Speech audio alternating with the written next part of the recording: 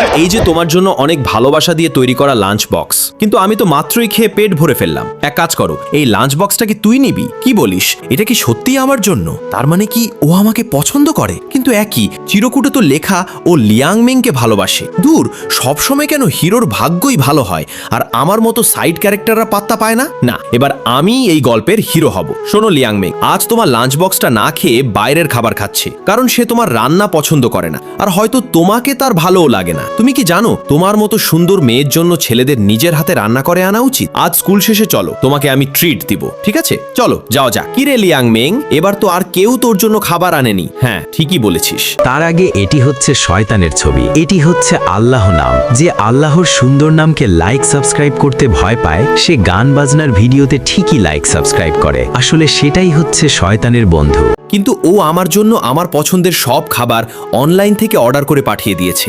আসলে আগের দিন ও যখন জিজ্ঞেস করেছিল কেন আমি ওর টিফিন খাইনি, তখন আমি শুধু আমার পছন্দের খাবারের কথা বলেছিলাম, আর আজও সেগুলোই পাঠিয়ে দিয়েছে।